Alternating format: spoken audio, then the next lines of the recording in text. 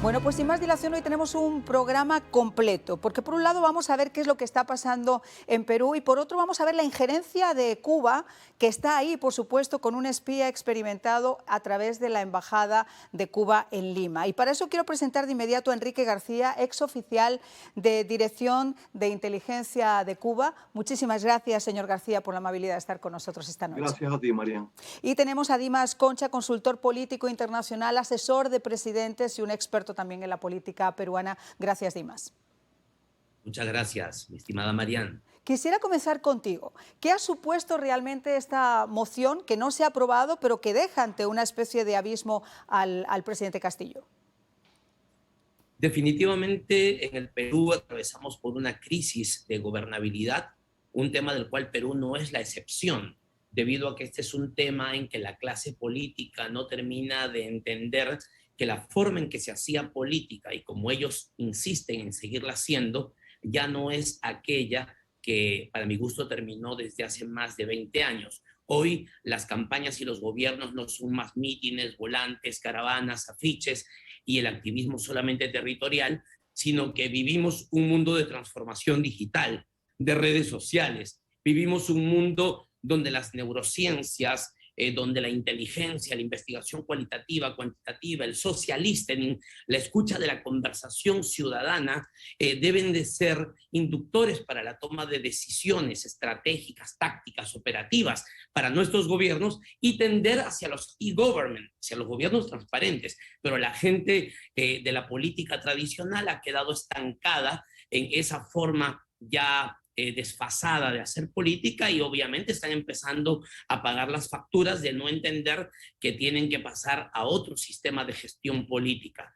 Obviamente lo que tenemos en el Perú es algo preocupante. 5 presidentes desde la elección de Pedro Pablo Kuczynski en el 16, su dimisión en el 18, el ascenso de nuestro expresidente Martín Vizcarra, luego Merino interino, luego Sagasti y en las recientes elecciones presidenciales, pues nuestro actual presidente Pedro Castillo. 5 presidentes del 2016 para acá evidencian una crisis de gobernabilidad y un serio problema que no solamente el Perú está sufriendo, sino un tema que se hace obviamente preocupante para la región. Pero por encima de eso vamos a situarnos también en la figura de Castillo, un izquierdista sin ninguna experiencia política, impulsado por un marxista-leninista como Vladimir Cerrón, educado en Cuba, de padres que estudiaron también en Cuba, admirador de Fidel Castro, admirador, por supuesto, del Che Guevara y de todos los izquierdistas del famoso socialismo del siglo XXI en América Latina.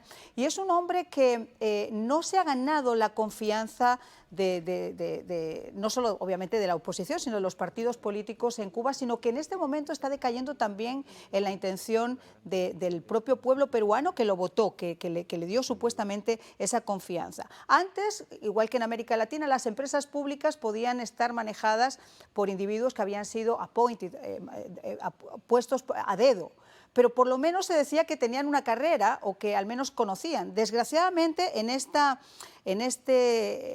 carrera que está manejando Castillo en Perú, esos personajes están manejando empresas públicas, pero son personas que no saben hacer, como quien dice, la O con un canuto. Y eso es un peligro, no solo para la gobernabilidad, sino para la estabilidad de Perú. Completamente de acuerdo, mi estimada Marian, y es que lamentablemente ellos no estaban preparados para gobernar. Yo creo que ni ellos mismos pensaban que podían ganar. Acuérdate que no terminan ganando ellos las elecciones, sino las circunstancias. Ellos en la primera vuelta presidencial sacaron el 15.72% de los votos en el Perú, ¿no? Una dispersión electoral muy grande porque Keiko, ¿no? Saca el 10.99%, tienes a otros candidatos que siguen sacando 9 y pico, 7 y pico. Quiere decir que la distancia entre el primero y el quinto apenas es de 7,5% a 8%. Eso hace que pasen a la segunda vuelta 2 fuerzas que generan obviamente una situación que fuerza el resultado que tuvimos en la segunda vuelta. No termina ganando Pedro Castillo, que cuando le quitan los votos nulos en blanco y viciados termina sacando un poquito más del 19% en la primera vuelta, lo cual quiere decir que menos de 1 de cada 5 peruanos votó por él en la primera vuelta, y que luego en la segunda vuelta no termina consiguiendo más votos de los que él saca en la primera vuelta, porque no termina convenciendo a nadie, todo lo contrario, sino que se activan de manera automática, de manera irresponsable, de manera gratuita, todas las fuerzas antifujimoristas, y termina ganando el antifujimorismo, ¿no? Lo mismo que está ocurriendo en otras campañas. En nuestra campaña del 2016, cuando trabajamos en la campaña de Pedro Pablo Kuczynski también, ¿no? Resulta que Pedro Pablo Kuczynski sacó en la primera vuelta alrededor del 18% contra aquello que pasaba del 32%, y en la segunda vuelta termina ganando el antifujimorismo también. Dimas, pero yo me imagino que esto de todas formas tiene una mano negra. Y yo quiero por eso hablar con Enrique García, exoficial de Dirección de Inteligencia de Cuba, porque obviamente este es su tema. Ha apuntado que hay un individuo, un exespía experimentado, que en este momento, un alto oficial en la inteligencia cubana, ha llegado a Lima como embajador de Cuba en Perú. ¿Cuál es la intención? ¿Cuál puede llegar a ser esa misión? Hay una figura, Carlos Rafael Rodríguez Zamora, y por cierto hay que mencionar también su esposa Maura Juan Pérez Pérez, que también es oficial de la inteligencia cubana. Ambos hoy en día tienen el grado de coronel incluso. Hay un detalle muy interesante. El trabajo de la inteligencia cubana en Ecuador, en Perú, ha sido un trabajo de larga data, donde la penetración cubana, no en los clásicos sectores de izquierda que todo el mundo conoce, sino a nivel de gobierno, Fuerzas Armadas. El trabajo de los servicios cubanos ha sido muy fuerte, como en otros países de América Latina. En Perú, como bien explicaba el especialista, se dieron una serie de coyunturas en particular. El caso es que llega a la presidencia en estos momentos el señor Castillo. ¿Por qué llega Zamora ahí? Que es el punto que en este caso mencionas. Zamora ingresó a la inteligencia cubana en el año 1968, estuvo en la misión de Naciones Unidas dentro del centro de la inteligencia, que el trabajo de la inteligencia es espionaje y es ilegal con fachadas diplomáticas, ¿no? Pero es espionaje, ¿ok? Vamos a resumirlo de esa manera más simple. Estuvo en Naciones Unidas en los años 70, luego estuvo en el centro, luego como funcionario diplomático en la misión en Nueva York, y luego en el año 1985, 86 es nombrado embajador de Cuba en Perú, y va junto a su esposa Maura Juan Pérez. A ambos los conocía en la inteligencia. Él ingresó en el año 68, yo ingresé en el año 78, tuve amistad con ambos, e incluso cuando yo deserto de la inteligencia cubana en el año 1900, en enero de 1989, el embajador de Cuba en Ecuador era Carlos Rafael Zamora, y Maura Juan Pérez, su oficina, no en la oficina de fachada mía como representante de empresas de comercio exterior en la embajada, sino en la oficina en el centro de la inteligencia cubana, en el último piso del edificio de la embajada. A mi lado izquierdo se sentaba Maura Juan Pérez, así que lo conozco perfectamente bien a ambos, y conozco toda su trayectoria en la inteligencia cubana. De ahí, Zamora, después de mi deserción, se sale de Ecuador, llega a Estados Unidos como embajador alterno en Naciones Unidas en el año 1990.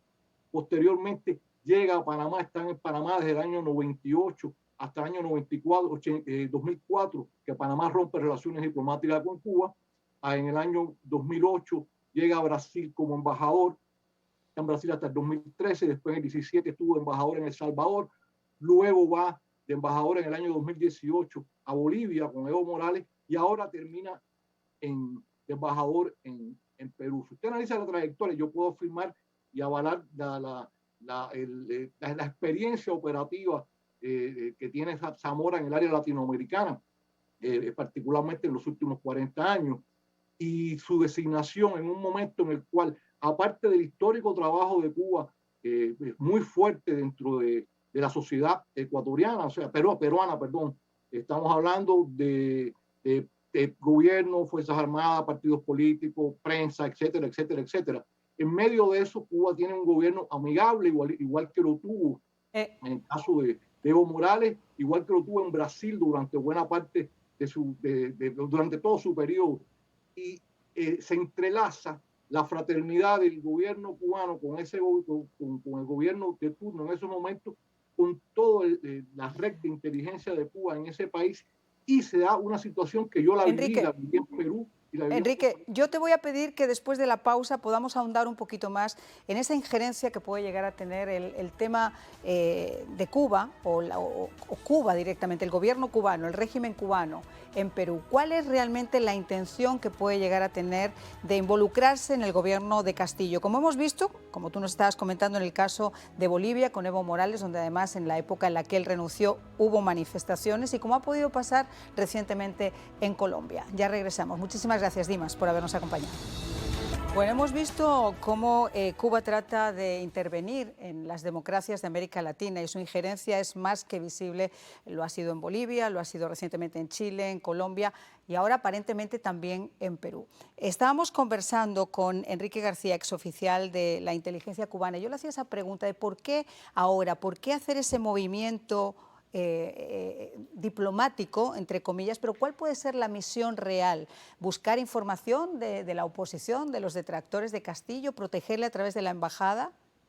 Bueno, precisamente la misión principal de Carlos Rafael Zamora en estos momentos y de todo el Centro de Inteligencia en Perú es apuntalar al actual gobierno de Perú. ¿Qué quiero decir con esto? Utilizar toda la base operativa de la inteligencia cubana construida desde el año 1972 que se abrió ese centro con el gobierno del general Velasco Alvarado, utilizar toda esa base de inteligencia, todo el conocimiento de los sectores políticos, de la oposición, etcétera, para asesorar y ayudar a la actual administración peruana a consolidarse en el poder. O sea, esa es la misión y no hay mejor experto para eso, para la dictadura cubana, que Carlos Rafael Zamora, porque además es la figura, estamos reproduciendo lo que pasó en Venezuela, lo que ha pasado en otros países de América Latina, lo que pasó incluso en la época de Velasco Morales, de Velasco Alvarado y el principio de Morales Bermúdez en Perú, y lo que hemos visto en otros escenarios de América Latina como Bolivia, Ecuador, en la época de Correa, etcétera. Su misión es esa, apuntalar, asesorar para ayudar a la consolidación del actual gobierno peruano con la posibilidad, la misión de Cuba, no sé si eso sucederá o no, y no puedo predecir cuáles son las intenciones finales del señor Castillo, pero sí puedo decir que la intención de Cuba es convertir a Perú en otra Venezuela. Veremos muy pronto, van a volver los esfuerzos por llamar a la constituyente y crear a través de la destrucción de la estructura democrática del país un gobierno aliado del régimen cubano, la dictadura de Venezuela y otros más en la región. Bueno, ya hemos visto además que la inteligencia cubana pues, se ha dedicado a reclutar agentes que brindan precisamente esa información para influir y para poder penetrar gobiernos, como estábamos hablando del caso de Bolivia y estábamos hablando del caso de Chile, de Colombia, etcétera. Ahora nos acompaña César Ceballos, dirigente del Partido Aprista de la Florida. ¿Cree que esto puede llegar a ser una realidad, que Cuba puede tener esa injerencia real y tan directa sobre el gobierno de Castillo? Pero por supuesto, este es un plan diseñado por el Foro de Sao Paulo que ya se encuentra en plena ejecución en el Perú. Y han empezado por querer debilitar, por ejemplo, a las Fuerzas Armadas. En el presupuesto de la República que se acaba de aprobar hace una semana, pues se le ha disminuido ostensiblemente el monto presupuestal para las Fuerzas Armadas para que puedan irse debilitando. De igual manera, la injerencia que tuvo el presidente Castillo a través de su ministro de Defensa y del secretario general de la Presidencia de la República. Bruno Pacheco, ¿no? Que fue Bruno lo sacaron Pacheco, precisamente claro, por eso. Para que pueda interferir en los ascensos militares sin respetar el debido proceso que la institución castrense tiene. La Policía Nacional también ya ha sido intervenida y muchos de los oficiales fueron separados. En el orden, creo que fueron 12 oficiales generales de la policía y ahora lo tienen casi en su control. De tal manera de que esta es una política diseñada por el Foro de Sao Paulo que a través de sus operadores de Cuba, de Bolivia con Evo Morales, que ya Evo Morales... es un copycat, realmente claro. Castillo ha hecho un copycat de Evo Morales en muchas de sus políticas. Así es, y bueno, pero todo ello va acompañado también de los actos de corrupción No nos olvidemos de eso, ¿no? Estábamos hablando de Bruno Pacheco. Bruno Pacheco, para la gente que nos está escuchando, es el secretario de la Gobernación, es un hombre de extrema confianza de Castillo. Y para ponerle la guinda, no solamente fue acusado por la Fiscalía de haber querido intervenir en esos ascensos militares, en los mandos militares, para quitar a los militares de los que Castillo no se fiaba y poner a su gente de confianza, sino que encontraron $20.000 en bolsitas, así, en un baño, en el baño del Palacio de Gobierno, a lo que Castillo ha hecho oídos sordos y está mudo, está como Shakira, ciego, sordo y mudo. Y mudo. Y posteriormente la Unidad de Inteligencia Financiera también descubrió que en las cuentas bancarias de Bruno Pacheco se encontraban depósitos recientes de una ingente cantidad de dinero que no puede él señalar de dónde proviene. ¿Ese dinero ¿no? puede venir de Venezuela o de Cuba? No creo, me parece que son de actos de corrupción que se ha descubierto en una casa en Lima, donde atendía Castillo en forma paralela a Palacio de Gobierno. Como dicen, se ponía el sombrero en la mañana y la gorrita de delincuente en la noche. Entonces ahí se ha detectado que varios empresarios han ganado obras en licitaciones por ingentes millones, cantidades de dinero, ¿no? Y recientemente han sido denunciados también 3 de sus ministros, el ministro de Economía, el ministro de Justicia, con licitaciones que han favorecido a sus familiares, y recientemente, este domingo, el ministro de Salud también por tráfico de influencias. La misma pregunta ¿no? a los dos, pero quiero aprovechar que tenemos con nosotros a Enrique García, que él conoce muy bien la inteligencia cubana. El movimiento de sacar a Vladimir Cerrón, que era el cerebro que le permitió a Castillo, honestamente, llegar a ser presidente y que se suponía que iba a ser el poder detrás del poder, porque él directamente no podía hacerlo. El hecho de que Castillo se haya apartado de él, ¿cómo cree que ha interpretado eso Cuba? Porque este era un hombre directamente de la inteligencia cubana. La pregunta es conmigo, ¿verdad? Sí. Sí, en mi opinión es un movimiento táctico de Cuba. Y bueno, no por gusto llega a Zamora. Cerrón es un hombre formado, como todos sabemos, en Cuba, desde los años 90, que estudió medicina en la isla y se ha vinculado incluso a los servicios cubanos, aparte de que es un tipo totalmente públicamente identificado con la ideología marxista y comunista. Pero yo pienso que es una jugada táctica por las circunstancias en las que él tiene que ceder el paso hacia Castillo. Son muy particulares, pero al mismo tiempo esto puede ser una fachada. Recordemos que eso se ha reproducido en otros países derivados del Foro de Sao Paulo, como se mencionaba, Foro de Sao Paulo que todos sabemos creado por Lula da Silva por idea de Fidel Castro. Y en mi opinión es una jugada, puede ser una cortina de humo para decir no vamos a hacer esto, dar un paso atrás. Yo seguí muy de cerca el desarrollo de Venezuela a partir del año de 1998 y lo que pasó en los primeros tiempos, los primeros 3 o 4 años de Hugo Chávez Frías, vimos más de una vez estos pasos hacia adelante y pasos hacia atrás, y el mismo Chávez de buenas a primeras decía que no iba a hacer esto, prometía que no iba a hacer lo otro, igual que lo había prometido ante las elecciones, y lo que estaba sencillamente era ganando tiempo. ¿Por qué? Necesita desmantelar los servicios especiales, o sea, los servicios de inteligencia y de contrainteligencia del país, necesita tiempo para desmantelar las Fuerzas Armadas, necesitan tiempo para desmantelar las policías, necesitan tiempo para desmantelar el Poder Judicial, y para ganar ese tiempo están dispuestos a mentir posiblemente y a acudir a cualquier tipo de argucia. César, ¿qué reflexión podemos sacar o qué lectura sacamos? Bueno, en primer lugar que la oposición en el Perú está totalmente debilitada, ¿no? Incluso la moción de vacancia presentada en forma individual, en forma personal por la congresista Chirinos, no fue coordinada ni siquiera con su propio partido político. De tal manera que todos sabemos pues de que una fruta cuando se come madura, no verde. Entonces ha tenido que ir madurando esta idea de la vacancia para ir aglutinando a las fuerzas opositoras a este régimen comunista, maoísta, marxista, ¿Cómo se vende, que es como ellos se denominan, ¿no? De tal manera de que esta reflexión nos queda para que en el futuro las fuerzas democráticas se vayan consolidando, no solamente en el nivel del Congreso, sino también en las calles.